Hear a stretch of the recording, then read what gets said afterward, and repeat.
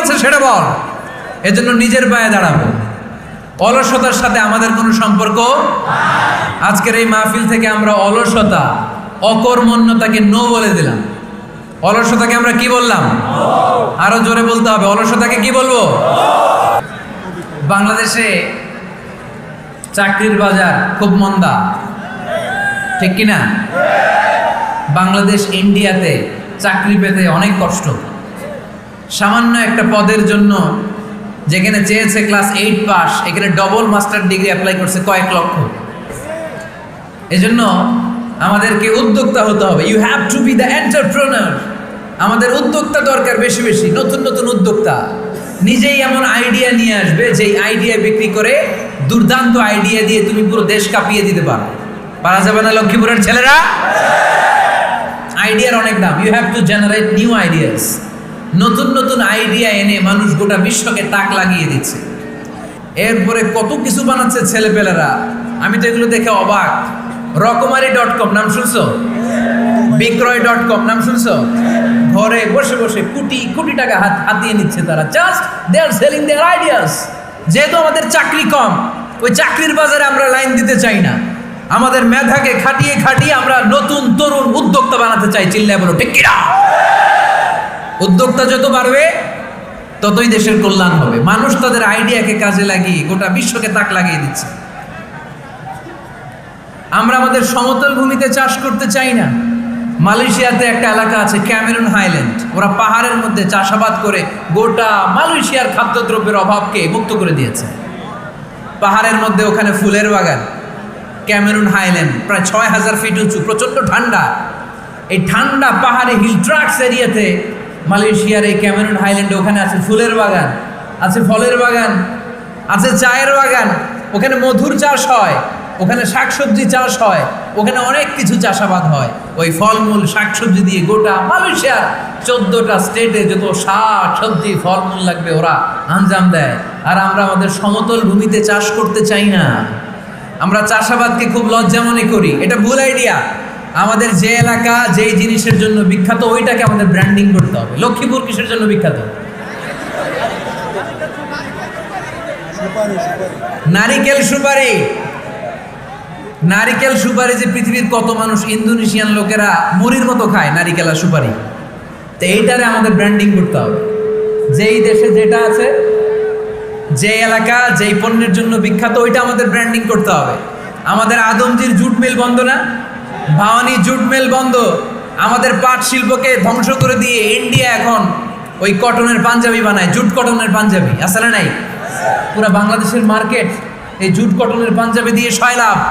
আমাদের বাংলাদেশের পাট দিয়ে যদি আমরা মিহি পাঞ্জাবি বানাতে পারতাম, গোটা বিশ্ববাজারকে আমরা দখল করে নিতে পারতাম, ঠিক কিনা?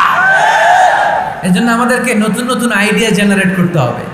চাকরির পিছনে বসে থাকলে চলবে না। আর আজান যদি হয়ে যায় ছুটে যাব মসজিদে, আর নামাজ শেষ হলে আমরা আমাদের কাজের দিকে চলে যাব। চিল্লায় বলেন ঠিক কিনা? যেটাই করব আমরা ভালোভাবে করব। আল্লাহ বলেছেন লিয়াবলুয়াকুম আইয়ুকুম আহসানু আমালা। লক্ষ্মীপুরের ভাইয়েরা আওয়াজ করে উত্তর দেন। আওয়াজ করে উত্তর দিতে হবে। জান্নাতে যেতে হলে 100তে কত নাম্বার পেতে হবে? হ্যাঁ, হয় নাই 51। কি নাম তোমার? হ্যাঁ, ফরহাদ। জান্নাতে যেতে হলে 100তে আমার দরকার 51। 100তে কত লাগবে?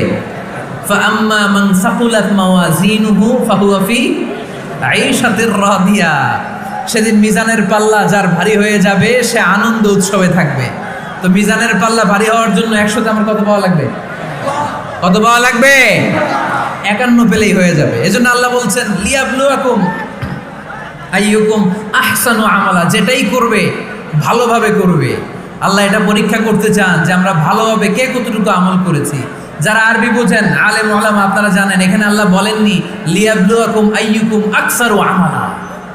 আল্লাহ এটা দেখতে চান যে তোমাদের মধ্যে থেকে কে বেশি আমল করে। এটা বলছে আল্লাহ? বলে নাই। আল্লাহ বলেছে লিয়াবলুয়াকুম আইয়ুকুম আহসানু আমালা। যে ভালো করে করে। এজন্য আমরা যাই করি না কেন কি করে করব? আওয়াজ করে বলতে হবে। কেমন করে করব? যে কোনো কাজ করো না ভাই, যে কোনো কাজ করো তা যেন হয় সবার চেয়ে সবচেয়ে সুন্দর।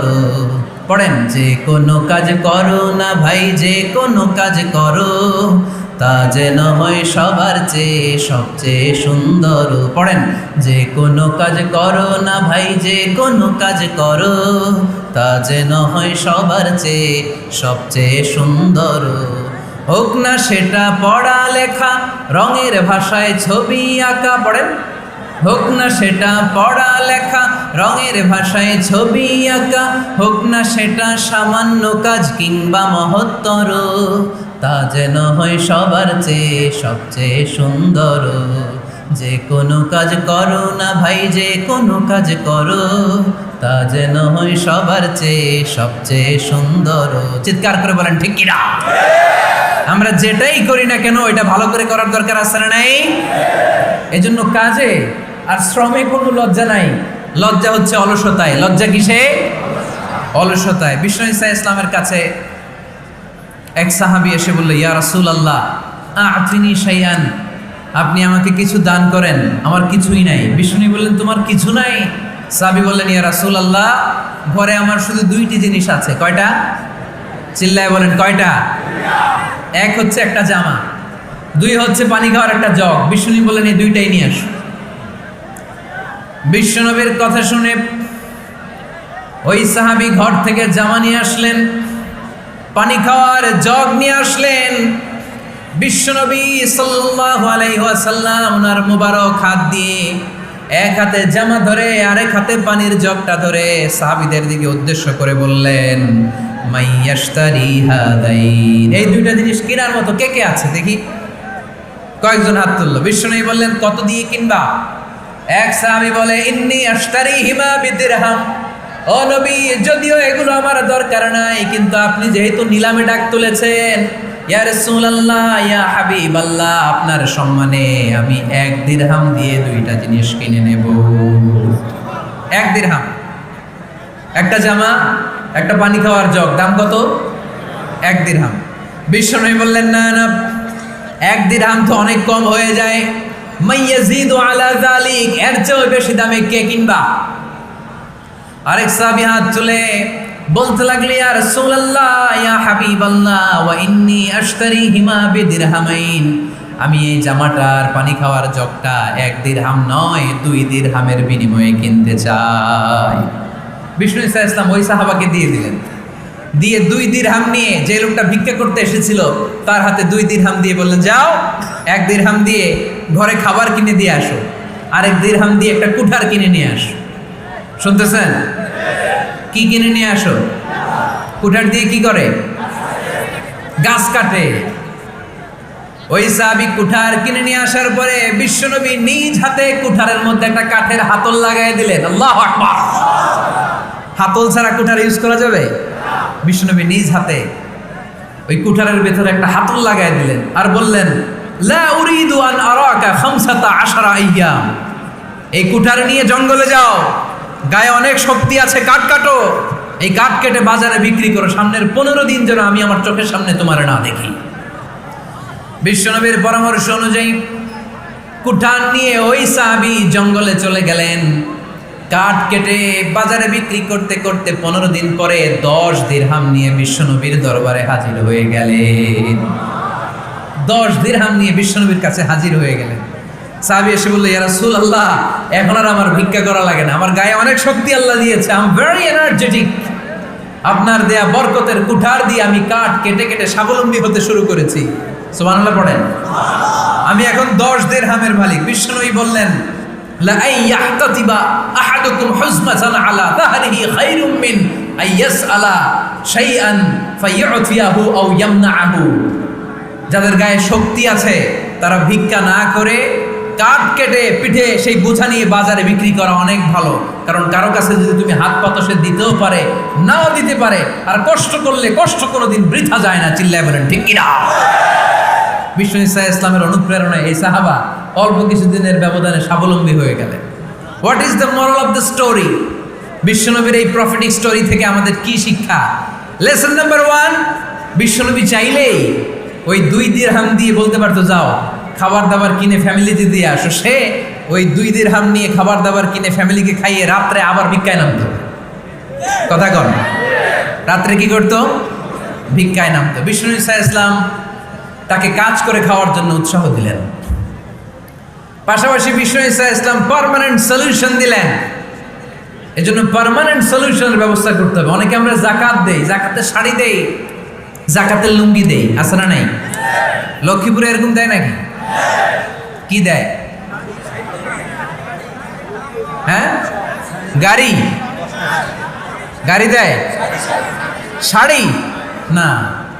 জাকাতের শাড়ি, জাকাতের লুঙ্গি বলতে কোনো কথা ইসলামে নাই। এগুলো খুব কম দামি শাড়ি, যাদেরকে এগুলো দেয়া হয় তাদেরকে অপমান করা হয়, ঠিক কি না? আল্লাহ বলেছেন ওয়ালাকাদ কাররামনা বানি আদম, I have dignified the status of the sons of Adam. আমি আদমের সব সন্তানদেরকে সম্মানিত করেছি। সুবহানাল্লাহ পড়েন। আপনাদের চেয়ে সম্মানিত কেউ আছে? মানুষের চেয়ে সম্মানিত গোটা বিশ্বে আর কোনো মাখলুকাত আছে? নাই। এজন্য জাকাতের শাড়ি দেয়া যাবে না, জাকাতের লুঙ্গি দেয়া যাবে না। জাকাতের শাড়ি আপনারা দেখছেন, এটারে একবার ধোয়ার পরে দ্বিতীয়বার পরা যায় না। মশারি কি পাতলা, এর চেয়েও পাতলা। এই জন্য জাকাতের শাড়ি, জাকাতের লুঙ্গি বলতে ইসলামে কোনো পরিভাষা নাই। আপনাকে স্বাবলম্বী করে দেওয়ার চেষ্টা করতে হবে। যারা লক্ষ্মীপুর জেলায় বিজনেস ম্যাগনেট আছেন, তারা একসাথে হয়ে একটা স্ট্রং জাকাত ম্যানেজমেন্ট প্ল্যাটফর্ম করতে পারে, যেখান থেকে আপনারা বিভিন্ন থানায়, বিভিন্ন গ্রামে বাছাই করে করে কিছু ভাইদেরকে জাকাত দিতে পারেন স্বাবলম্বী করার উদ্দেশ্যে। যেই ফ্যামিলিকে আছে, কি নাম এটার? পল্লী উন্নয়ন ক্লাব। মাশাআল্লাহ, জাকাত ফান্ড দিয়ে বিদেশে লোক পাঠায়। এর চেয়ে সুন্দর পদ্ধতিতে জাকাত বিতরণ আর হতে পারে? যেই লোকটাকে, যেই ছেলেটাকে বিদেশে পাঠানো হয়েছে, ওই ফ্যামিলিটা আর কোনোদিন জাকাতের শাড়ি নেওয়ার জন্য লাইনে দাঁড়াবে? যেই ছেলেটাকে ওনারা অস্ট্রেলিয়ান গাভী কিনে দিছে, দুধ বিক্রি করে যেই ফ্যামিলিটা স্বাবলম্বী হতে শুরু করেছে, তারা আর কোনোদিন জাকাতের লাইনে যেয়ে দাঁড়াবে না। এজন্য জাকাত দিতে হবে স্বাবলম্বী করার জন্য। ইসলাম আমাদেরকে এটাই শিখিয়েছে, কাজ করে খেতে হবে। কাজে লজ্জা নেই, লজ্জা হচ্ছে অলসতায়। লজ্জা কিসে? আজকের আলোচনা থেকে এটা মুখস্থ করে নিতে হবে, কাজে লজ্জা নেই। লক্ষ্মীপুরের ইয়াংস্টারেরা শ্রমে লজ্জা নেই, পরিশ্রমে লজ্জা নেই, লজ্জা অলসতায়। লজ্জা কিসে? আরো জোরে। নবীরা কি এমনি এমনি বসে বসে খাইছে? কঠিন পরিস্থিতিতেও নবীরা পরিশ্রম করে উপার্জন করা লেগেছে, ঠিক কিনা? সাইয়েদনা মারিয়াম আলাইহিস সালাম, যার নামে আল্লাহ তাআলা কোরআনে একটা সূরা দিলেন, উনি পৃথিবীতে এমন একজন মহিয়সী নারী, যেই নারীর গর্ভে, যেই নারীর পেটের ভেতরে স্বামীর স্পর্শ ছাড়া সন্তান দিয়েছে কে? সাইয়েদনা ঈসা আলাইহিস সালাম পেটে আসলেন। মারিয়াম আলাইহিস সালাম লজ্জা পেলেন। হায় হায়, কেমন করে এলাকাবাসীদের কাছে আমি আমার মুখ দেখাবো? বিয়ে করি নাই, স্বামী নাই, বিয়ে হয় নাই, স্বামী নাই, কিন্তু পেটে সন্তান চলে এসেছে। হায় হায়, এলাকায় কেমনি মুখ দেখাবো? লজ্জায় পড়ে মারিয়াম আলাইহিস সালাম এলাকা থেকে চলে গেলেন। কি অবাক করা কাণ্ড! বাচ্চা ভূমিষ্ঠ হওয়ার জন্য, বড় হওয়ার জন্য 6 মাস 7 মাস লাগে নাই, পেটে বাচ্চা আসার সাথে সাথে বাচ্চাটারে বড় করে দিয়েছে কে? সাইয়েদাতুনা মারিয়াম আলাইহিস সালাম এবার বসে পড়লেন, বসতে আরম্ভ করলেন। প্রেগন্যান্সির পেইন উঠেছে। হঠাৎ করে পেট থেকে বাচ্চা ভূমিষ্ঠ হয়ে যাওয়ার পরে উনি কাঁপতে আরম্ভ করলেন। ক্ষুধার চোটে খাবার কিছু নাই, সামনে ঝর্ণা, উপরে একটা খেজুর গাছ। সাইয়েদনা ঈসা আলাইহিস সালামকে কোলে নিয়ে মারিয়াম আলাইহিস সালাম মনে মনে ভাবে, হায় রে, কেউ যদি একটু খেজুর পেড়ে দিত, এই ক্ষুধার মুহূর্তে আমি খেজুর খেয়ে পেটের ক্ষুধা নিবারণ করতাম। রব্বুল আলামিন মারিয়ামকে উদ্দেশ্য করে আয়াত নাজিল করে দিলেন, ওয়া হুজ্জি ইলাইকি বিজিদঈন নাখলাতি তুসাকিত আলাইকি রাতাবান জানিয়া। কোরআন সাক্ষী, হুজ্জি ইলাইকি বিজিদঈন নাখলা, এর মানে হচ্ছে মারিয়াম, কেউ পেড়ে দিবে না, একটু কষ্ট করে হাতটা উঁচু করে খেজুরের ডালা ধরে ঝাঁকুনি মারো, টস টসে কাঁচা পাকা খেজুর নিচের দিকে পড়বে, তারপর তুমি তুলে খাবে। সুবহানাল্লাহ পড়ে। আল্লাহ চাইলে অটোমেটিক্যালি কারামাত হিসেবে খেজুরগুলো নিচে ফেলতে পারতেন না? কথা কোন? খেজুরগুলো অটোমেটিক্যালি নিচের দিকে পড়ছে? পড়ে নাই। আল্লাহ শিক্ষা দিয়েছে, যেই পরিস্থিতিতে থাকো না কেন, তোমাকে শ্রম ব্যয় করে, কষ্ট করে তোমার উপার্জন করতে হবে, রিজিকের বন্দোবস্ত করতে হবে। চিল্লায় বলেন ঠিক কিনা? ইসলাম আমাদেরকে এটাই শিখিয়েছে, কাজে লজ্জা নাই। আবার বিশ্বনবী বললেন ইন খামাতিস সাআ ওয়া ফি ইয়াদি আহাদিকুম ফাসিলাতুন, তোমাদের কারো হাতে যদি একটা চারা বীজ থাকে, সে যদি দেখে কিয়ামত হতে শুরু করেছে, ফাইন ইসতাতাআ আন ইয়াগরিসাহা ক্বাবলা আন তাকুমাস সাআ ফালইয়াগরিসহা, কারো হাতে একটা চারা বীজ নিয়ত করেছে, চারা বীজটা রোপণ করবে, ইন দ্য মিন টাইম দেখলো কিয়ামত হতে শুরু করেছে, বিশ্বনবী বললেন যদি তোমার সুযোগ থাকে কিয়ামত হওয়ার আগে চারা বীজটা রোপণ করে দাও। কথা বুঝতে পেরেছেন? আপনার হাতে একটা চারা বীজ, আপনি প্ল্যান করেছেন এই চারা বীজটা রোপণ করবেন, ইন দ্য মিন টাইম দেখলেন কি হওয়া শুরু হয়েছে, ইদা জুলজিলাতিল আরদু জিলজালাহা, দ্য বিগেস্ট আর্থকোয়েক, ভূমিকম্প শুরু হয়েছে, কিয়ামত হয়ে যাবে। বিশ্বনবী বললেন কিয়ামত হইতেছে ওদিকে, আর তোমার হাতে যদি চারা বীজ থাকে দেরি করো না, কিয়ামত তোমার কাছ পর্যন্ত আসার আগে সুযোগ পেলে চারা বীজটা রোপণ করে দাও।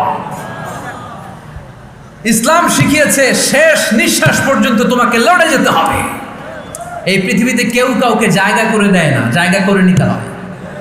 এই পৃথিবীটা, the life is not a bed of roses, এটা ফুল বিছানো কোনো ফুলসজ্জা নয়, এটা কণ্টকাকীর্ণ। কেউ আপনার স্পেস করে দিবে না, কেউ আপনাকে সুযোগ করে দিবে না, কেউ আপনার জায়গা করে দিবে না, বরং আপনি জায়গা করে নিলে টাইনা নিচে নামাবে। কথা বলেন? এজন্য কখনো অলসতাকে স্থান দেয়া যাবে না।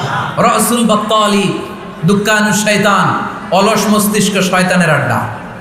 অলস যদি কেউ থাকে এটারে টেনে বেঁধে কাজে নামাবে, পারা যাবে? আলহামদুলিল্লাহ লক্ষ্মীপুরের অলস ছেলে পেলে নাই।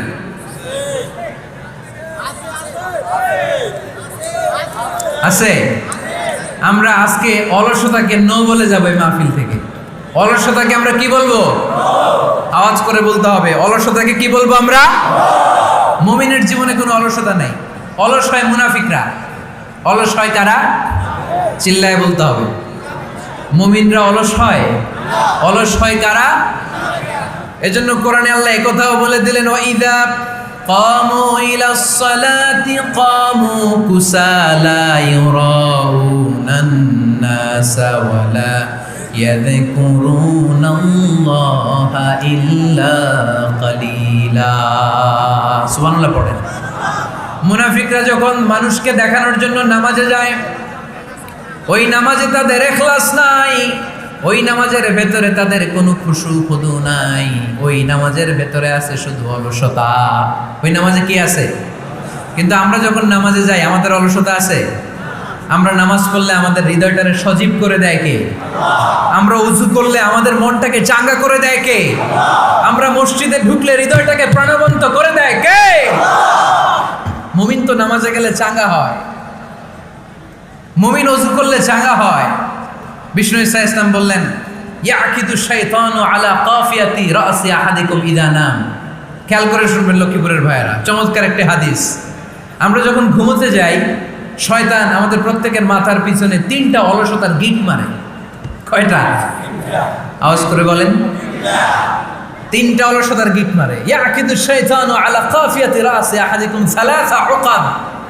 3টা গিট মারে যখন আমরা ঘুমোতে যাই। অলসতার 3টা গিট মেরে আমাদের কানের সামনে এসে ফিসফিস করে মন্ত্র পড়তে থাকে, আলাইসা লাইলুন তাওয়িলুন ফারকুদ, আলাইসা লাইলুন তাওয়িলুন ফারকুদ। বিশাল লম্বা রাত, ঘুমাও। অনেক সময় আছে, ঘুমাও। রাত 5টা বেজে যাচ্ছে, তাহাজ্জুদের সময় শেষ হয়ে যাচ্ছে, তখনও শয়তান বলে রাত অনেক লম্বা, ঘুমাও। ফজরের সময় পার হয়ে যাচ্ছে, সূর্য উঠে যাচ্ছে, শয়তান বলে আলাইসা লাইলুন তাওয়িলুন ফারকুদ, এখনো অনেক সময় আছে, লম্বা লম্বা লম্বা চৌড়া রাত পড়ে আছে, তুমি ঘুমাও। বিশ্বনবী বললেন, ফাইন ইস্তাইকাযা ওয়া যাকারাল্লাহ ইনহাল্লাত উকদা। আমার উম্মতের কেউ যখন ঘুম থেকে জেগে ঘুম থেকে ওঠার দোয়া পড়া শুরু করে দেয়, অলসতার প্রথম গিটটা সাথে সাথে খুলে দেয় কে? আপনি ঘুম থেকে উঠেই যখন ঘুম থেকে ওঠার দোয়া পড়বেন, আপনার অলসতার প্রথম গিট খুলে দেয় কে? ঘুম থেকে ওঠার দোয়াটা কি? আলহামদুলিল্লাহিল্লাযী আহইয়ানা বা'দামা আমাতানা ওয়া ইলাইহিন নুশুর। প্রশংসা সে আল্লাহ, যে আল্লাহ আমাদেরকে লম্বা একটা ঘুম শেষে, মৃত্যু শেষে আমাদেরকে ঘুম থেকে উঠালেন। এই দোয়াটা পড়ার সাথে সাথে শয়তান যে 3টা গিট মারছে, ওই 3টার একটা খুলে দেয় কে? ফাইন তাওয়াদ্দা ইনহাল্লাত উকদা। ঘুম থেকে জেগে ঘুমের দোয়া পড়ার পরে যখন কেউ ওযু করে ফেলে, অলসতার দ্বিতীয় গিটটাও খুলে দেয় কে? ওযু করার পরে ফাইন সাল্লাত ইন হাল্লাত উকদা, নামাজের মুসল্লায় দাঁড়িয়ে যখন নামাজ শুরু করে দেয়, অলসতার 3 নাম্বার গিটটাও খুলে দেয় কে? 3টা গিট যখন খুলে দেয়, বিষ্ণু সাল্লাল্লাহু আলাইহি ওয়াসাল্লাম বললেন ফাসবাহা নাশীতাল কলব, নাশীত, তখন মুমিন বান্দা সজীব হয়ে ওঠে, প্রাণবন্ত হয়ে ওঠে, উচ্ছ্বসিত হয়ে ওঠে। ওয়া ইল্লা খাবিসান নাফসি কাসলান, আর যদি ঘুমিয়ে থাকে, 3টা গিট তার মাথার পেছনে শয়তানের অলসতার লেগে থাকে, তাহলে তার দিনটা শুরু হয় অলসতা দিয়ে, আর সে হয় অলসতার রাজা। চিল্লায় কোন ঠিক কিনা? এজন্য আমরা কি অলস হতে চাই না কর্মঠ হতে চাই? কোন নবীরা কি অলস ছিলেন? পৃথিবীতে কোন নবী অলস ছিলেন? সব নবী কর্মঠ ছিলেন। বিষ্ণু ইসলাম বললেন মা বাআসাল্লাহু নাবিয়্যান ইল্লা রাআল গানাম, এই পৃথিবীতে এমন কোন নবী নাই যেই নবী বকরি চড়ায় নাই। কি চড়ায় নাই? বকরিরে আপনারা লক্ষ্মীপুরের ভাষায় কি বলেন? কি বলেন? ছাগল। তো পৃথিবীতে এমন কোন নবী নাই যেই নবী কি চড়ায় নাই?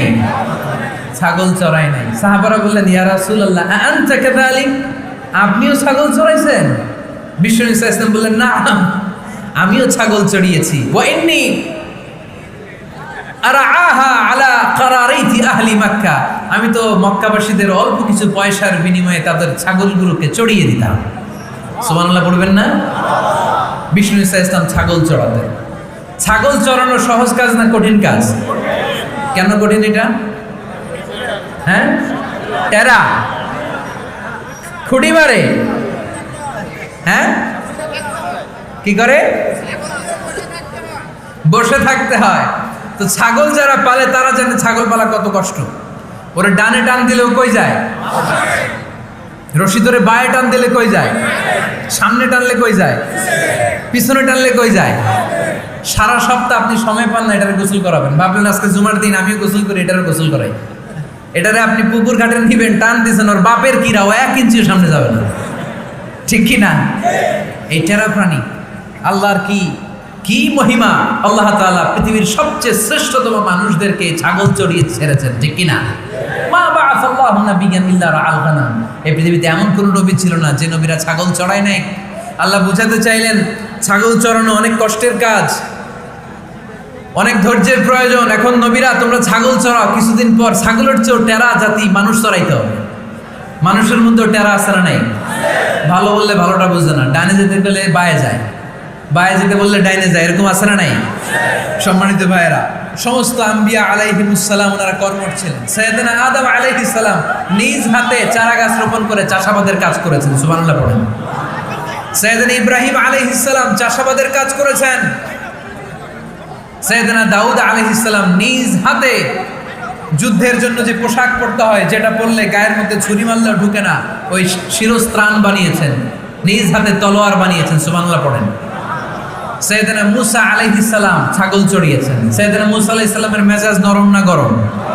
নবীদের মধ্যে সবচেয়ে বেশি মেজাজওয়ালা নবী ছিলেন মুসা আলাইহিস সালাম। উনিও 8 থেকে 10 বছর সাইয়েদনা শুআয়ব আলাইহিস সালামের এরিয়াতে ছাগল চড়িয়েছেন। চিল্লায় বলেন সুবহানাল্লাহ।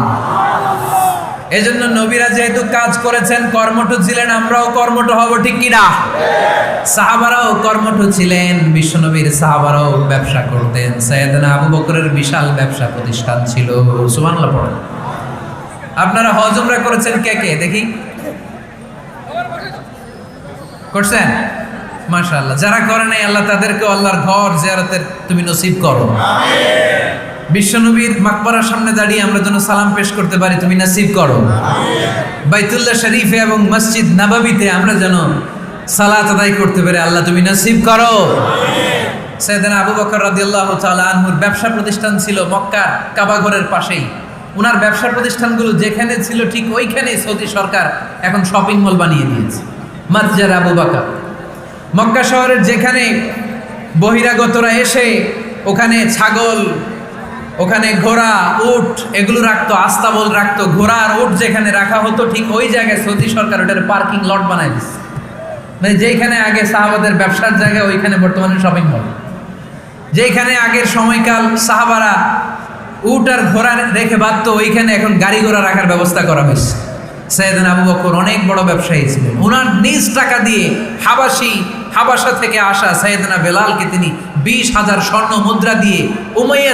সাইয়েদনা উসমান যুন্নুরাইন বড় ব্যবসায়ী ছিলেন, নিজের টাকা দিয়ে মদিনার মুসলমানেরা পানি খেতে পারে না, বীরে রুমা নামে একটা কুয়া ছিল, এই কুয়ার মালিক ছিল ইহুদি। মুসলমানেরা পানি খেতে গেলে এসে বকা দিত, পানি খেতে দিত না। বিশ্বনবী বললেন, আমার সাহাবীদের মধ্যে এমন কি কেউ নাই নিজের অর্থায়নে বীরে রুমা কিনে মুসলমানদেরকে দিয়ে দিবে? সাইয়েদনা উসমান যুন্নুরাইন বলল, ইয়া রাসূলুল্লাহ, আপনার খেদমতে আমি হাজির। মুহূর্তের মধ্যে সাইয়েদনা উসমান যুন্নুরাইন নিজের অর্থায়নে বীরে রুমাটা কিনে মুসলমানদের জন্য সদকা করে দিয়েছে। তো ব্যবসা না করলে, কর্মঠ না হলে, উপার্জন না হলে সদকা করা যাবে? চিল্লায় বলেন, করা যাবে? সুনানে তিরমিজির বর্ণনা, বিষ্ণু ঈসা ইসলাম মক্কা থেকে যত সাহাবারা হিজরত করে মদিনায় এসেছে, মদিনাতে কোনো না কোনো সাহাবার সাথে বিশ্বনবী ভ্রাতৃত্বের বন্ধনে আবদ্ধ করে দিয়েছে। সুবহানাল্লাহ পড়েন। এজন্য মক্কা থেকে যারা এসেছে এদেরকে বলে মুহাজির, এদেরকে কি বলে?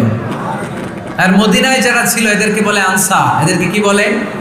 আওয়াজ করে উত্তর দিবেন। মক্কা থেকে যারা এসেছে তাদের নাম মুহাজির, আর যারা মদিনার সাহাবী তাদের নাম আনসার। আজকে এই মাহফিলে লক্ষ্মীপুর এর বাইরে থেকে কারা কারা আসছেন দেখি?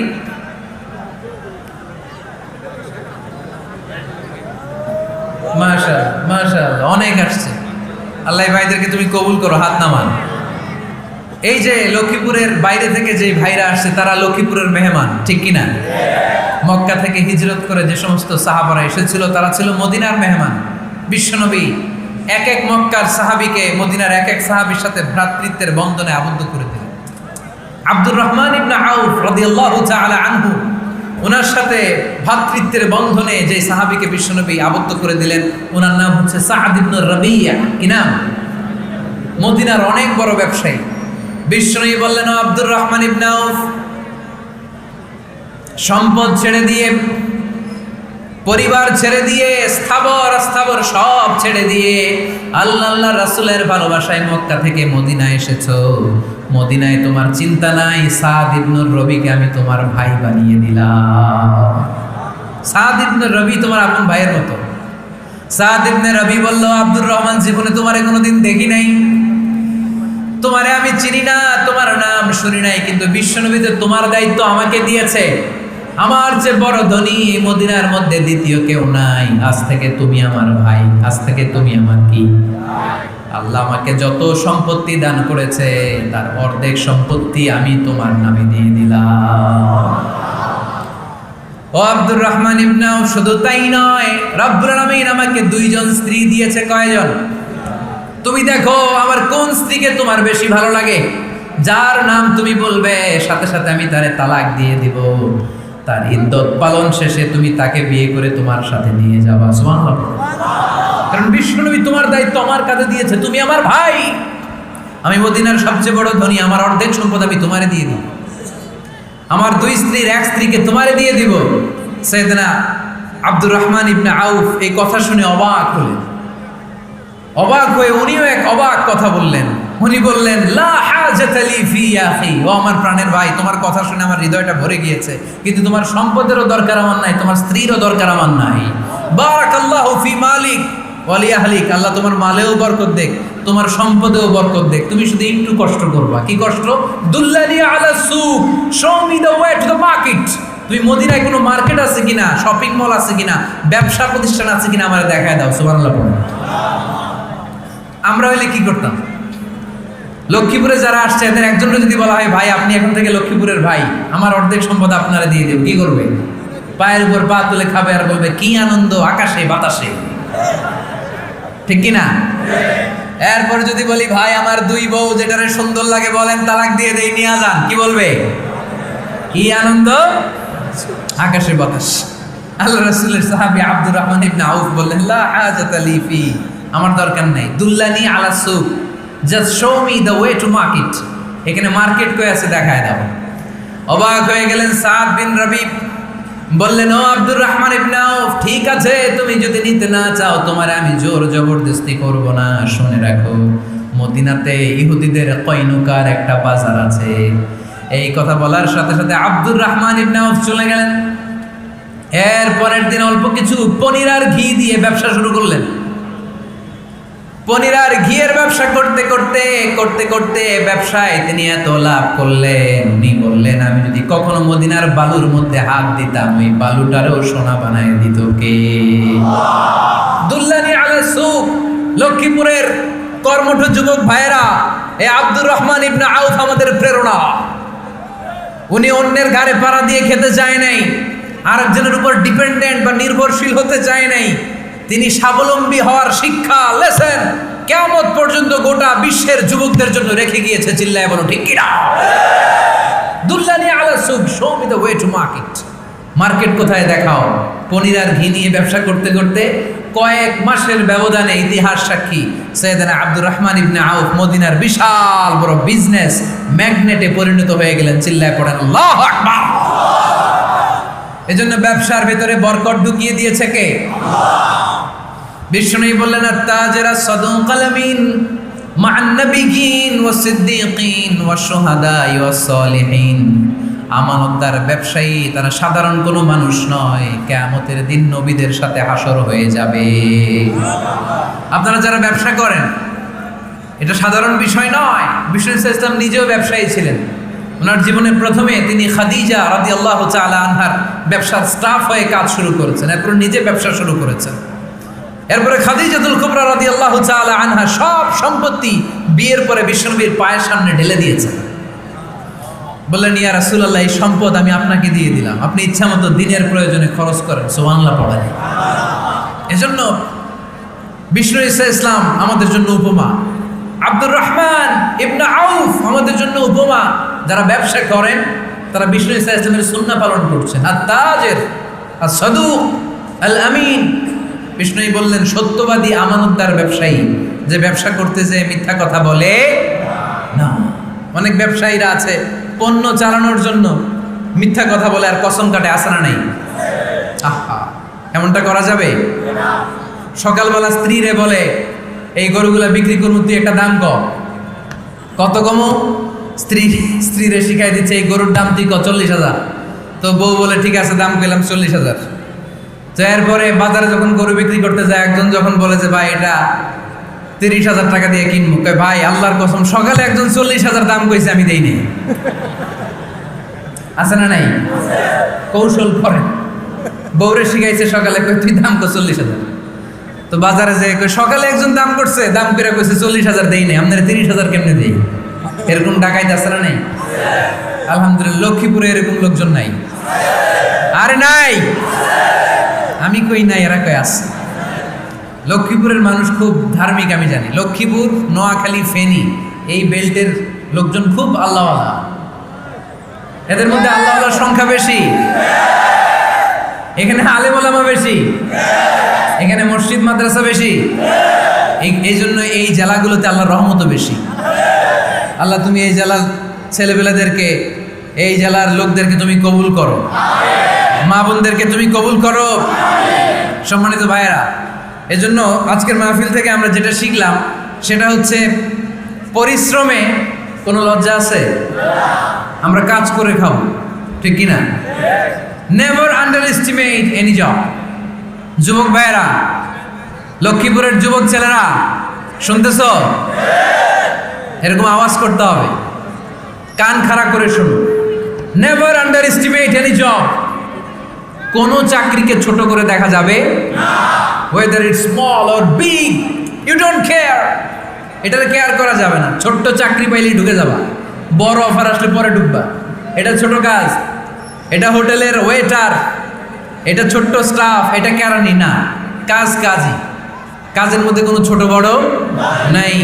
খেটে খাওয়া মানুষকে বিশ্বনবী অনেক সম্মান করতেন। বিষ্ণু ইসলাম খেটে খাওয়া মানুষদেরকে এত ভালোবাসতেন, বিদায় হজের মতো এত গুরুত্বপূর্ণ ভাষণও এই মেহনতি মানুষদের কথা বাদ যায় না। সুবহানাল্লাহ পড়বেন না? দিনটা ছিল জুমাবার। বিষ্ণু ইসলাম আরাফাতের ময়দানে দাঁড়িয়ে ঐতিহাসিক একটা ভাষণ দিলেন। এই ভাষণের নাম হলো বিদায় হজের ভাষণ। এই বিদায় হজের ভাষণেও খেটে খাওয়া মানুষের কথা বিশ্বনবী বাদ দেয় না। বিশ্বনবী বলেছেন, আরিক্কাকুম, খবরদার, অধীনস্থ কর্মচারীদের সাথে খারাপ আচরণ করো না। আতঈমুহুম মিম্মা তাকুলুন ওয়াকসুহুম মিম্মা তালবিসুন, খবরদার, মনে রেখো, তোমরা যা খাবে তোমাদের অধীনস্থ কর্মচারীদেরও তা খাওয়াবে, তোমরা যা পড়বে তাদেরও তা পড়াবে। বিশ্বনবী শেষ নিঃশ্বাস ত্যাগ করে যাওয়ার আগে যেই কয়েকটা কথা বলেছিলেন তার মধ্যে মেহনতি মানুষদের জন্য কথা আছে রাডাই। বিষ্ণু ইসলাম যখন শেষ নিঃশ্বাস ত্যাগ করবেন তিনি বলেছিলেন, আসসালাত আসসালাত, উম্মতেরা, নামাজ নামাজ নামাজ ছেড়ে দিও না, নামাজ তরক করো না, নামাজ কাজা করো না। আর বলেছিলেন, ওমা মালাকাত আইমানুকুম, অধীনস্থ কর্মচারীদের সাথে খবরদার খারাপ আচরণ করো না। যারা কর্মচারীদের সাথে খারাপ আচরণ করে, যারা মানুষের কাছ থেকে শ্রম নিয়ে কাজ করিয়ে টাকা দেয় না, কিয়ামতের দিন তাদের বিরুদ্ধে মামলা দায়ের করবে কে? আল্লাহ। কে করবে? আল্লাহ। হাদিসে কুদসি সাক্ষী বিষ্ণু ইসলাম বলেন, আল্লাহ তাআলা ফরমান, আনা খাসমুহুম সালাসাতুন আনা খাসমুহুম ইয়াউমাল কিয়ামা। তিন শ্রেণীর ব্যক্তির বিরুদ্ধে আল্লাহ বলেন, আমি নিজেই কিয়ামতের দিন মামলা দায়ের করব। I will be against them in the day of judgment. Three categories of people, I will be against them in the day of judgment. তিন শ্রেণীর লোক কিয়ামতের দিন তারা ছাড় পাবে না। আল্লাহ বলেন, আমি নিজেই তাদের বিরুদ্ধে মামলা দায়ের করব। এর মধ্যে এক শ্রেণীর লোক হচ্ছে রাজুলুন ইস্তাআজারা জিরান ফাস্তাউফা মিনহু ওয়া লাম ইয়াতি আজরা। একজন শ্রমিক ভাড়া করে তার কাছ থেকে কাজ নিয়েছে কিন্তু তার পারিশ্রমিক আদায় করে নাই। এরকম আছে না নাই? দাপট দেখায়, দাপট দেখায় ইউনিভার্সিটির ক্যান্টিনগুলোতে। ইউনিভার্সিটির ক্যান্টিনে যে খায় মাগার বিল দেয় না, এরকম টাকায় আছে না নাই? চায়ের দোকানে চা খায় পরে দিব, বিল দেয় না, আছে না নাই? দোকানে যে পণ্য কিনে বিল দেয় না, পরে দিব, আছে না নাই? কিয়ামতের দিন আল্লাহ তোর এই মাস্তানি ছুটাবে, চিল্লা এখন ঠিক কিনা? আনা খাসমুহুম, আমি নিজেই তাদের বিরুদ্ধে মামলা দায়ের করব। কথাটা কার? আল্লাহ। এজন্য বিশ্বনবী বললেন, খবরদার, মেহনতি মানুষ, খেটে খাওয়া মানুষ, এদের দোয়া কবুল হয়ে যায়। আতুল আজিরা আজরাহু ক্বাবলা আন ইয়াজিফা আরাকুহু, খবরদার, বিশ্বনবী বললেন, শ্রমিকের ঘাম শুকিয়ে যাওয়ার আগে তাদের পারিশ্রমিক মিটিয়ে দাও। বিশ্বনবীর বিখ্যাত হাদিস, আতুল আজিরা আজরাহু ক্বাবলা আন ইয়াজিফা আরাকুহু, শ্রমিকের ঘাম মাটিতে লাগার আগে, শুকিয়ে যাওয়ার আগে তাদের পারিশ্রমিক মিটিয়ে দাও। কেননা তারা যদি বদদোয়া করে তোমার জীবনকে জাহান্নাম বানিয়ে দিবে কে? বিষ্ণু ইসলাম সব সময় খেটে খাওয়া মানুষদেরকে আগলে রাখতেন। সব সময় শুধু যে ভাষণে মেহনতি মানুষদের সাথে ভালো আচরণ করতে বলতেন, শ্রমিকদের সাথে ভালো আচরণ করতে বলতেন এমনটা নয়, ওনার ব্যক্তিগত জীবন ঘাটলেও দেখা যায় উনি শ্রমিকদের সাথে কেমন আচরণ করেছেন। বিষ্ণু ইসলামের একজন খাদেম ছিল, আপনারা তার নাম জানেন? কি নাম? সবাই বলেন আনাস। আওয়াজ করে বলেন, বিশ্বনবীর খাদেমের নাম? নামটা কেমন লাগে? ভালো লাগে? ছেলে হইলে রাখবেন তো? রাখবেন? অনেকে আমার জিজ্ঞেস করে যে আমার একটা ছেলের নাম বলে দেন। এই এলাকার যদি কারো সম্ভাব্য আগন্তুক 2-1 মাস পরেই ছেলে পৃথিবীতে আসবে, এর নাম রাখবেন আনাস। নাম কি রাখবেন? খাদিমু রাসূলিল্লাহ, আল্লাহ রাসূল সাল্লাল্লাহু আলাইহি ওয়াসাল্লামের খাদেম। এই খাদেমের কাছ থেকে একটু শুনেন ওনার মালিক কেমন ছিল। শুনবেন নাকি কষ্ট হচ্ছে? সম্মানিত ভাইরা, খেয়াল রাখবেন, কোন পীর সাহেবের ব্যাপারে যদি আপনি রিপোর্ট চান, পীর সাহেবের বউয়ের কাছ থেকে শুনবেন। কথা কয় না? বোঝে নাই বোধ হয়। একজন পীর সাহেব হুজুর উনি কেমন, রিপোর্ট নেবেন কার কাছ থেকে? কার কাছ থেকে? বউয়ের কাছ থেকে। একজন বড় সাহেব, বড় নেতা, তার ব্যাপারে যদি রিপোর্ট পেতে চান, আমি কয়েকটা জায়গা বলে দিই, এই জায়গাগুলো থেকে রিপোর্ট নেবেন। 1 নাম্বার তার ড্রাইভার, 1 নাম্বার। 2 নাম্বার তার বাড়ির দারোয়ান, 2 নাম্বার। 3 নাম্বার তার খাদেম, 3 নাম্বার। 4 নাম্বার তার ঘরের কাজের মেয়ে, 4 নাম্বার। এদের কাছ থেকে আসল রিপোর্ট পাওয়া যায়, ঠিক কিনা? এবার বিশ্বনবীর ব্যাপারে বিশ্বনবীর খাদেম কি বলে শুনবেন? বুঝে নাই বোধ হয়। বিশ্বনবীর ব্যাপারে বিশ্বনবীর খাদেম কি কমেন্টস করছে শুনতে চান? খাদেমের নাম আরো জোরে বলতে হবে। আনাস রাদিয়াল্লাহু তাআলা আনহু বলেন, বিশ্বনবী যখন মক্কা থেকে মদিনায় হিজরত করে আসলেন, মদিনার অলিতে গলিতে আনন্দের বন্যা বয়ে গেল। তলা আল বাদরু আলাইনা বলে সবাই বিশ্বনবীকে বরণ করে নিল, সবাই বিশ্বনবীর সাথে দেখা করতে আসলো। সবাই যখন আনসারী নারী পুরুষরা দেখা করতে যায়, আমার আম্মাও বলল, আনাস, মক্কা থেকে বিশ্বনবী এসেছে, চলো তোমারে নিয়ে দেখা করতে যাই। আনাসের মা আনাস রাদিয়াল্লাহু তাআলা আনহু তখন খুব ছোট্ট, তিনি যে দেখে মানুষের ভিড়ে আনাসকে নিয়ে সামনে যাওয়া যায়, আর তিনি দেখলেন মদিনার অলিতে গলিতে মানুষের ভিড়, আনসারি আবাল বৃদ্ধ বনিতা নারী পুরুষ সবাই বিশ্বনবীর সাথে দেখা করছে। আর যারাই দেখা করছে হাতে কোনো না কোনো হাদিয়া নিয়ে বিশ্বনবীর সাথে দেখা করতেছে। সুবহানাল্লাহ কবেন না? আনসারি যত সাহাবারা বিশ্বনবীর সাথে দেখা করতে এসেছে কি নিয়ে আসছে? কথা কয় না? তাহাদাও তাহাব্বু, হাদিয়া দাও, একে অপরকে হাদিয়া দাও। তোমাদের মধ্যে ভালোবাসার বন্ধনকে বাড়িয়ে দিবে কে? আনাসের মা বললেন, আমি মানুষ ধাক্কাতে ধাক্কাতে বিশ্বনবীর সামনে পর্যন্ত গেলাম, যে দেখি সবাই বিশ্বনবীর হাদিয়া দেয়। আমি বিশ্বনবীর সামনে যে কাঁদো কাঁদো স্বরে বললাম, ইয়া রাসূলুল্লাহ, ইয়া হাবিবাল্লাহ, লাম ইউবকি রাজুলুন ওয়ালা ইমরাআতুন মিনাল আনসার ইল্লা ক্বাদ আতহাফাকা বিতুহফা। ও নবী, আমি দেখতে পেয়েছি আনসারী এমন কোন নারী নাই, এমন কোন পুরুষ নাই যে আপনাকে আপনার হাতে কোনো না কোনো হাদিয়া দেয় নাই। ওয়া ইন্নী লা আকদিরু আলা যালিকা মা উতহিফুকা বি।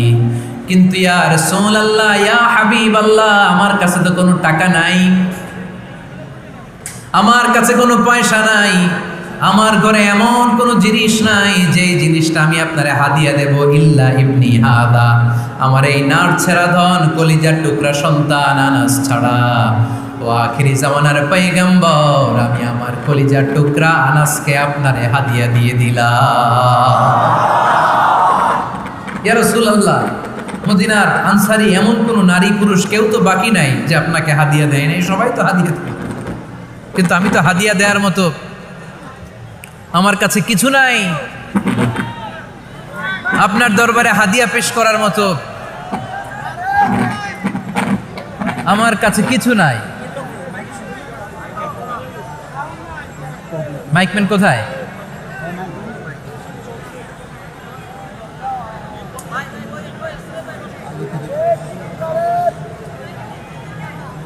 কোথায় মাইকম্যান? কি সমস্যা?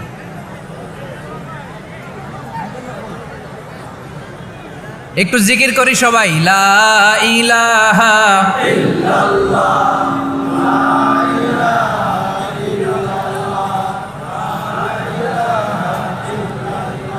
লা ইলাহা ইল্লাল্লাহ মুহাম্মাদুর রাসূলুল্লাহ সাল্লাল্লাহু। আপনারা কি হাদিস থেকে নেয়া এই গল্পটা বুঝতে পেরেছেন? কথাটা শুনতেছিলেন? আনাস রাদিয়াল্লাহু তাআলা আনহুর মা বললেন, ইয়া রাসূলুল্লাহ, আনসারী এমন কোন নারী নাই, এমন কোন পুরুষ নাই যে আপনারে হাদিয়া দেয় নাই, কিন্তু আমার তো হাদিয়া দেওয়ার মতো কিছু নাই আমার এই কলিজার টুকরা আনাস ছাড়া। কি আর আমি করব? আমার কলিজার টুকরা আনাসকে আমি আপনার দরবারে হাদিয়া দিয়ে দিলাম। ইয়া রাসূলুল্লাহ, আমার ছেলেটারই আপনারা হাদিয়া দিলাম। খুদ হাদা ইয়াখদুমু কামা বাদালাক, আপনার যেই কাজ লাগবে, যেই খেদমতের প্রয়োজন আপনার এই খেদমত করবে। ও নবী, আমি জানি আনাস আপনার বেশি খেদমত করতে পারবে না, আনাস আপনার মেসওয়াক এনে দিবে, অজুর পানি এনে দিবে, জুব্বা লাগলে জুব্বাটা এনে দিবে, ছোটখাটো কাজ করে আপনারে সাহায্য করবে। আমার কলিজার টুকরা সন্তানকে চিরকালের জন্য আমি আপনারে হাদিয়া দিয়ে দিলাম। আনাস রাদিয়াল্লাহু তাআলা আনহু বর্ণনা করছেন, আমি দাঁড়িয়ে দাঁড়িয়ে শুনছি আমার আম্মা বলছে আমি নাকি বিশ্বনবীর জন্য হাদিয়া। সুবহানাল্লাহ পড়েন। এবার খেদমত শুরু করলো সাইয়েদনা আনাস। ছোট্ট মানুষ কি আর করবে, কতটুকু খেদমত আর করতে পারবে? বিশ্বনবীর মেসওয়াকটা এনে দেয়। সুবহানাল্লাহ পড়েন।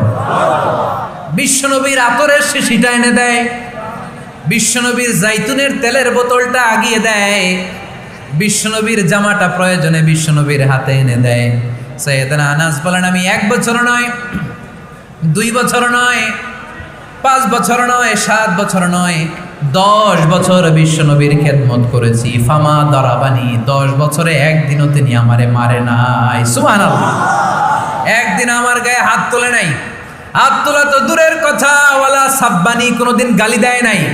ওয়ালা আবাসা আলা ওয়াজহি, কখনো বিরক্তির স্বরে ভ্রু কুচকে আমার দিকে বিশ্বনবী কোনোদিন তাকায় নাই। সুবহানাল্লাহ।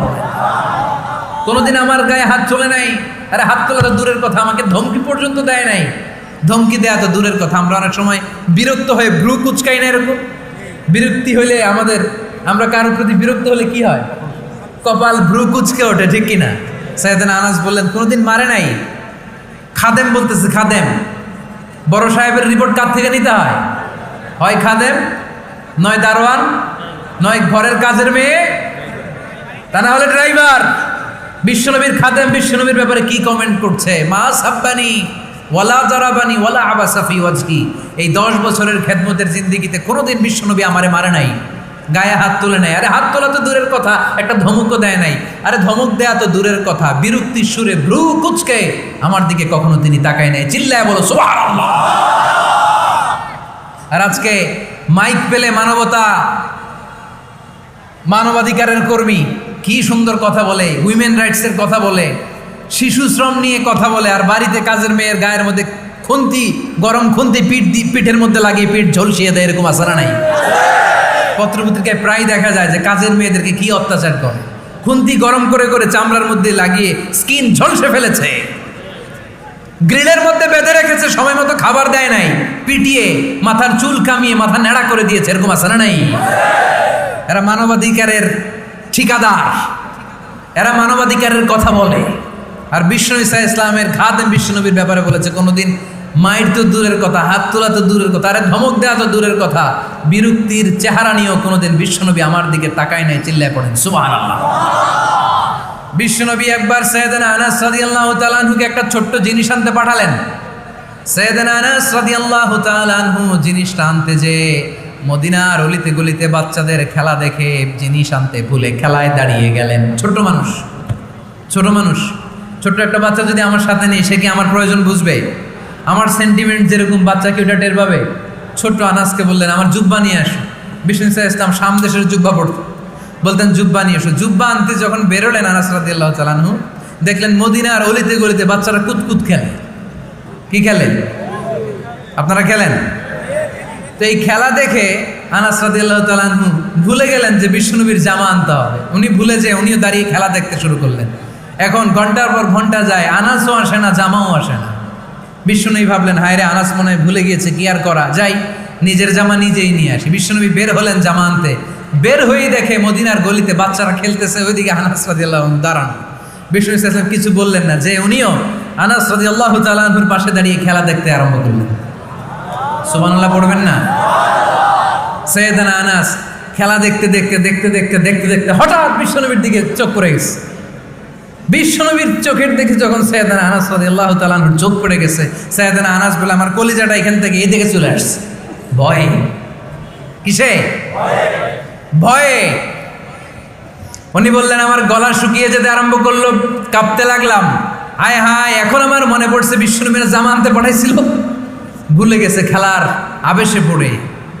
উনি বললেন বিশ্বনবী আমারে ধমক দেন নাই, আমার গায়ে হাত তোলেন নাই, জামা আনতে পাঠাইছি, এখানে খেলা দেখতেছো এটাও বলেন নাই, বিরক্তিও প্রকাশ করেন নাই। বিশ্বনবী শুধু একটা হাসি দিয়েছেন, স্মাইল। কি দিয়েছেন? একটা মুচকি হাসি দিয়েছেন। কি হাসি? সাইয়েদনা আনাস বলে ওই যে ওই দিনের বিশ্বনবীর মুচকি হাসির শাসন মরার আগের দিন পর্যন্ত আমি আনাসকে সোজা রাস্তায় রেখেছি, আর ডানে বায়ে নেয় নাই। শাসন করতে জানলে লাঠি লাগে না, শাসন করতে জানলে ধমক লাগে না, শাসন করতে জানলে পিট্টি দেয়া লাগে না।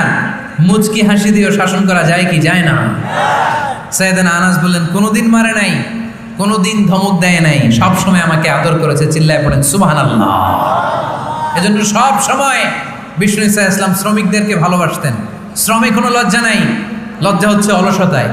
আজ থেকে এই মাহফিল, এই এত বড় আয়োজন, এত বড় গ্যাদারিং তখনই সার্থক হবে যখন আমরা এই সিদ্ধান্তে আসতে পারবো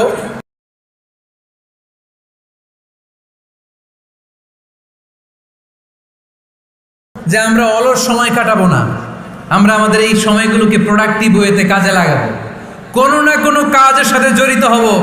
never under estimate any job, whether it's big or small, বড় হোক বা ছোট হোক, কোনো কাজকে আমরা ছোট করে দেখব না। যে কোনো কাজ করো না ভাই, যে কোনো কাজ করো তা যেন হয় সবার চেয়ে সবচেয়ে সুন্দর। আমাদের অবসর সময়গুলোকে কাজে লাগানোর দরকার আছে না নাই? আমরা নিজেদেরকে কর্মঠ করে, কর্মজীবী হিসেবে, শ্রমজীবী হিসেবে নিজেদেরকে প্রতিষ্ঠিত করতে চাই। রাজি আছে মুসলমান? লক্ষ্মীপুরের যুবক ছেলেরা আওয়াজ করে বলো, পারা যাবে? লজ্জা কিসে? লজ্জা কিসে? অনেকে টাঙ্কি মারে, এদিক সেদিক ঘুরে, আর বলে আমার আব্বা চেয়ারম্যান। আরে তোর আব্বা চেয়ারম্যান, তুই কি? আমার আব্বা MP, member of the parliament. আরে তোর বাবা এমপি, এটা তো তার গৌরব, তোর কি আছে সেটা বল। এজন্য নিজের পায়ে দাঁড়াবো। অলসতার সাথে আমাদের কোনো সম্পর্ক। আজকের এই মাহফিল থেকে আমরা অলসতা, অকর্মণ্যতাকে নো বলে দিলাম। অলসতাকে আমরা কি বললাম? আরো জোরে বলতে হবে, অলসতাকে কি বলবো? আর সব সময় কর্মঠ থাকবো, এনার্জেটিক থাকবো, নিজের পায়ে দাঁড়াবো, আইডিয়া জেনারেট করব, এন্টারপ্রেনার হওয়ার চেষ্টা করব, নতুন নতুন উদ্যোক্তা হওয়ার মাধ্যমে আমরা আমাদের নিজেদের ভাগ্য পরিবর্তনের চেষ্টা করব। কারণ আল্লাহ বলেছেন, ইন্নাল্লাহা লা ইউগাইয়িরু মা বিকাওমিন হাত্তা ইউগাইয়িরু মা বিআনফুসিহিম। আল্লাহ তাআলা ততক্ষণ পর্যন্ত কোনো জাতির ভাগ্যের চাকার পরিবর্তন করে না যতক্ষণ পর্যন্ত ওই জাতি নিজে নিজের ভাগ্যের চাকার পরিবর্তন করতে না চায়। চিল্লা এখন ঠিক কিনা? লাকাদ খালাকনাল ইনসানা ফি কাবাদ। আমি মানব জাতিকে কষ্ট সহিষ্ণু আর কর্ম সহিষ্ণু করে তৈরি করেছি। স্রষ্টা আমাদেরকে সৃষ্টি করে এক সংগ্রামে ঠেলে দিয়েছে। এখানে সংগ্রাম না করলে বেঁচে থাকা যায়? আমাদের সংগ্রামটা শুরু হয়েছে যখন আমরা মায়ের পেট থেকে বেরিয়েছি, ঠিক কিনা? একটা বাবার স্পার্মের মধ্যে 2 কোটি যদি শুক্রাণু না থাকে, সেখান থেকে সন্তান হয় না। তার মানে এই 2 কোটি শুক্রাণুর মধ্য থেকে আপনি একজন সফল মানুষ, যিনি বাকি 2 কোটির মধ্য থেকে সব শুক্রাণুগুলোকে হারিয়ে আপনি সফল হতে পেরেছেন। সেখান থেকে দুনিয়ার বুকে আপনি যখন এসেছেন, আপনাকে সংগ্রাম করে আসতে হয়েছে। যারা সিজারের মাধ্যমে পৃথিবীতে আসে তাদের এই সংগ্রামটা থাকে না, কিন্তু যারা নর্মাল প্রসেসে পৃথিবীতে আসে তাদের প্রচণ্ড সংগ্রাম করে, প্রচণ্ড চাপা খেয়ে পৃথিবীতে আসতে হয়, ঠিক কিনা? কারণ আমাদের সাইজ ছিল অনেক বড়। আমাদের মায়ের যে অঙ্গটা দিয়ে আমরা পৃথিবীতে আসব, ওই জায়গাটা ছিল খুবই সরু। আমাকে সংগ্রাম করে, আমাকে যুদ্ধ করে, আমার নিজের অস্তিত্বের প্রমাণ দিয়ে চিৎকার মেরে এই পৃথিবীতে আসতে হয়েছে। চিল্লায় বলো ঠিক কিনা? এজন্য এই পৃথিবীর বুকে আমরা যতদিন থাকবো সংগ্রাম করে বাঁচতে হবে, ঠিক কিনা? পরিশ্রমে লজ্জা আছে? লজ্জা কিসে? মনে থাকবে লক্ষ্মীপুরের ছেলেরা, যে আয়াত দিয়ে শুরু করেছি সে আয়াত দিয়ে শেষ করছি। যখন সালাতের সময় হয় মসজিদে যাব, আর সালাত যখন শেষ হয় তখন মসজিদের বাইরে আমরা কাজে নেমে পড়বো। রাজি আছি তো? ফাইদা কুদিয়াতিস সালাতু ফান্তাশিরু ফিল আরদি ওয়াবতাগু মিন ফাদলিল্লাহ ওয়া যিকুরুল্লাহা কাসীরান লাআল্লাকুম তুফলিহুন। যখন তোমাদের সালাত শেষ হয়ে যায় তখন তোমরা কর্মস্থলে ছড়িয়ে পড়ো, আল্লাহর রিজিক তালাশ করো, তাহলে তোমাদেরকে সফল বানাবে কে? আল্লাহ আমাদের সবাইকে কথাগুলো বুঝার, আমল করার তৌফিক দান করুক। আমরা পড়ি আমিন। সুবহানাকাল্লাহুম্মা ওয়া বিহামদিকা।